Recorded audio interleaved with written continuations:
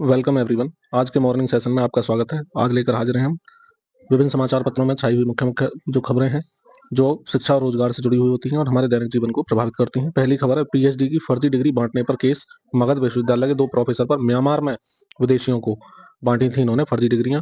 दोनों आरोपी प्रोफेसर पर मगध यूनिवर्सिटी थाना में केस दर्ज हो चुका है और वो फरार भी हो चुके हैं।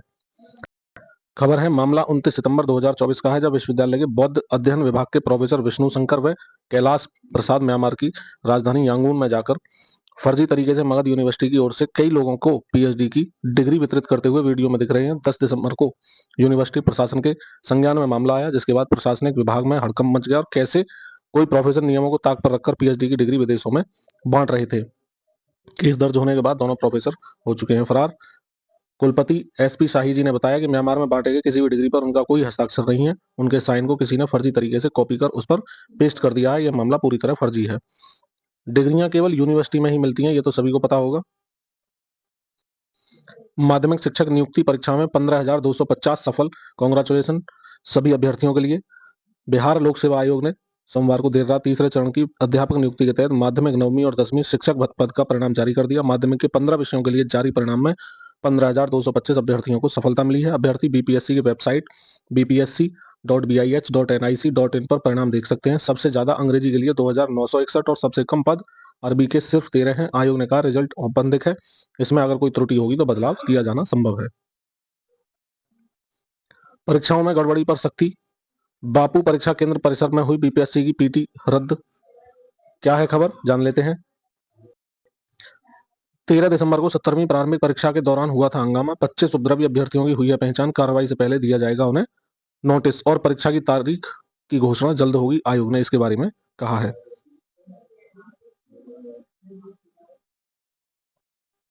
यदि अपात्र या अयोग्य शिक्षक बने तो प्रधानाचार्य होंगे जिम्मेदार। यूपी बोर्ड ने स्कूलों से 23 दिसंबर तक मांगी शिक्षकों की अपडेट लिस्ट। 21 जनवरी से 5 फरवरी तक होनी है यूपी बोर्ड की प्रायोगिक परीक्षाएं।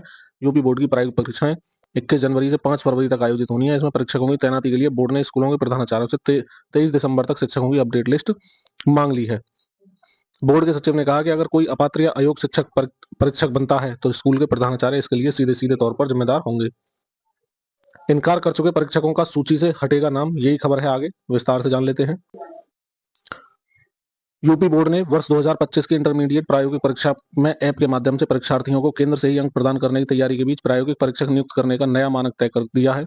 उत्तर प्रदेश माध्यमिक शिक्षा परिषद के पोर्टल से उन शिक्षकों को परीक्षक नहीं बनाया जाएगा जिन्होंने पूर्व में प्रायोगिक परीक्षा कराने से इनकार कर दिया है। अब तक राज्य से पुरस्कार प्रदेश स्तर पर टॉपर करने वाले यानी टॉपर देने वाले जो विद्यालय हैं उनके शिक्षक सॉफ्टवेयर के माध्यम से परीक्षा केंद्र बने विद्यालयों के प्रायोगिक विषयों के जो शिक्षक है उनको वरीयता दी जाएगी। इस अनुरूप प्रायोगिक परीक्षा कराने के लिए यूपी बोर्ड सचिव भगवती सिंह ने तैयारी भी शुरू कर दी है। ये थोड़ा सा ध्यान में रखा जाएगा। राज्य पुरस्कार से पुरस्कृत या साथ में टॉपर देने वाले विद्यालय के शिक्षक बनेंगे परीक्षक। अवसर है, सहायक अभियंता के 604 पदों पर ऑनलाइन आवेदन आज से है। 3 साल बाद उत्तर प्रदेश लोक सेवा आयोग करेगा चयन। 21 से 40 साल के अभ्यर्थी 17 जनवरी तक कर सकेंगे आवेदन और सभी विभागों की रिक्तियां भेजने का भी अनुरोध किया गया है। उत्तर प्रदेश लोक सेवा आयोग की ओर से सम्मिलित राज्य अभियंत्रण सेवा सामान्य या विशेष चयन परीक्षा 2024 के लिए ऑनलाइन आवेदन मंगलवार से शुरू होंगे। सहायक अभियंता एई भर्ती के तहत कुल 604 पदों पर चयन होगा, जिनमें सामान्य चयन के लिए 582 और विशेष चयन के लिए 22 पद हैं। खास बात यह है कि 3 साल बाद आई भर्ती में पदों की संख्या दोगुने से अधिक हो गई है। 2021 में 283 पदों पर आवेदन लिए गए थे, जबकि इस बार 604 पद हैं, जो बाद में बढ़ भी सकते हैं। हालांकि अभ्यर्थी अभी इतने पदों से भी संतुष्ट नहीं है। आयोग के सचिव अशोक कुमार के अनुसार परीक्षा से संबंधित विस्तृत जानकारी, ऑनलाइन आवेदन व शुल्क जमा करने की प्रक्रिया, पाठ्यक्रम आरक्षण, आयु सीमा और अन्य महत्वपूर्ण निर्देश आयोग की वेबसाइट uppsc.up.nic.in पर उपलब्ध है। 1 जुलाई 2024 को 21 से 40 वर्ष की आयु जो है ये रखी गई है। इसमें 17 जनवरी तक ऑनलाइन आवेदन करके शुल्क जमा कर सकते हैं।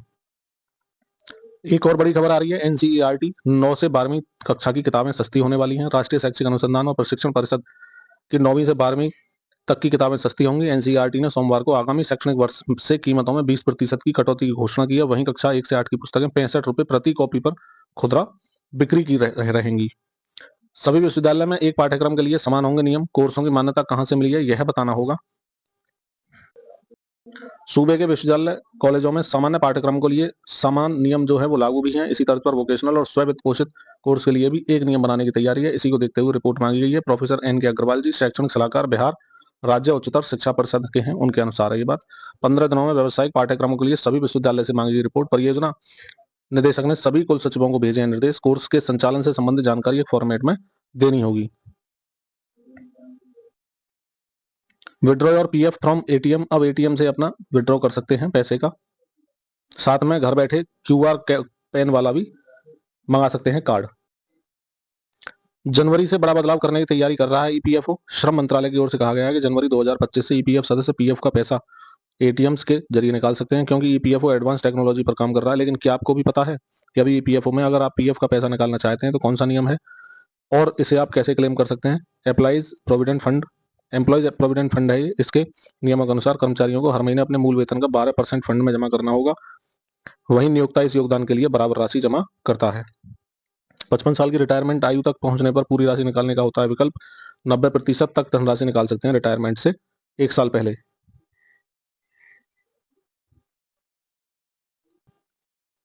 इंडिया और भारत के प्रयोग से पहले मंजूरी जरूरी। संस्थानों के मॉक मूट कोर्ट में प्रयोग से रोका। उल्लंघन करने पर छिन सकती है मान्यता। भारतीय विधिज्ञ परिषद बीसीआई ने देश भर के लॉ कॉलेजों विश्वविद्यालयों को अपने कार्यक्रम मॉक या मूट कोर्ट में राष्ट्रीय, भारतीय जैसे शब्दों के इस्तेमाल पर रोक लगा दी है। बीसीआई ने लॉ कॉलेजों, विश्वविद्यालय के और लॉ सेंटरों को आगाह किया है कि इस आदेश की अनदेखी करने पर मान्यता तक वापस ली जा सकती है। दिल्ली एनसीआर में गंभीर प्रदूषण फिर से आ चुका है। ग्रेप 4 लागू हो गया। 5वीं तक के सभी स्कूल बंद करने के लिए नियम लागू हो गया है। 10वीं और 12वीं को छोड़कर बाकी कक्षाएं हाइब्रिड मोड में चलेंगी।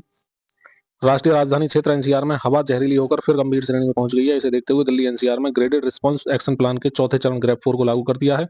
दिल्ली, गुरुग्राम, फरीदाबाद, गाजियाबाद, नोएडा और ग्रेटर नोएडा में इसके तहत 5वीं तक के सभी स्कूल बंद रहेंगे। 10वीं और 12वीं को छोड़कर स्कूलों में बाकी की कक्षाएं हाइब्रिड मोड में चलेंगी। राजमार्ग व फ्लाईओवर समेत सार्वजनिक व निजी निर्माण और विध्वंस गतिविधियों पर पाबंदी होगी। दिल्ली में गैर जरूरी सामान लाने वाले ट्रकों के प्रवेश पर भी रोक लगा दी गई है। पढ़ने से बेहतर होगी मस्तिष्क की सेहत। वाद्य यंत्र बजाना, शिल्प बनाना या दूसरे से बात करना भी स्मृति और सोचने की क्षमताओं के लिए फायदेमंद। लेकिन टेलीविजन देखना या वीडियो गेम खेलने से हो सकता है नुकसान। तो फुर्सत के समय में भी ऐसा कुछ काम कर सकते हैं जिनसे आपके मस्तिष्क की सेहत सुधर सकती है। एक ऑस्ट्रेलियाई शोध अध्ययन में बताया, यदि आप आराम करने के मूड में शांति से एकांत में बैठे हैं तो मस्तिष्क को प्रेरित या उत्तेजित करने के लिए कुछ पढ़ने जैसी गतिविधियां करके मस्तिष्क को अच्छी खुराक दे सकते हैं। इससे अन्य लोगों की तुलना में आपके मस्तिष्क की संज्ञानात्मक कार्यक्षमता बेहतर होगी। और यूनिवर्सिटी ऑफ साउथ ऑस्ट्रेलिया के शोधकर्ताओं ने इस संबंध में किए गए अध्ययन में 60 वर्ष या उससे अधिक के उम्र के 397 बुजुर्गों को दिन रात की गतिविधियों का विश्लेषण किया और पाया सामाजिक और मानसिक रूप से उत्तेजक गतिविधियां जैसे पढ़ना, संगीत, वाद्य यंत्र बजाना, शिल्प बनाना या दूसरों से बात करना स्मृति और सोचने की क्षमताओं के लिए फायदेमंद है। साथ ही टेलीविजन देखना और वीडियो गेम खेलना हानिकारक पाया गया है। टीम इंडिया की कमजोर शुरुआत, ना चले पंत ना विराट कोहली। बारिश की वजह से बीजीटी के तीसरे दिन डाले गए सिर्फ 33 ओवर और भारत ने पहली पारी में 4 विकेट पर 51 रन बनाए। केएल राहुल 33 रन और कप्तान रोहित शर्मा 0 पर नाबाद लौटे। 3 रन पर कोहली भी आउट हो चुके थे। तो अब देखते हैं क्या होता है। वैसे तो इंडिया की हार लगभग निश्चित ही है इस क्रिकेट टीम में। बाकी ऑल द बेस्ट फिर भी टीम इंडिया के लिए।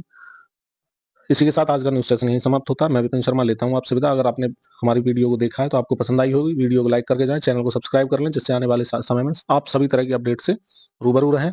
जय हिंद, जय भारत, वंदे मातरम।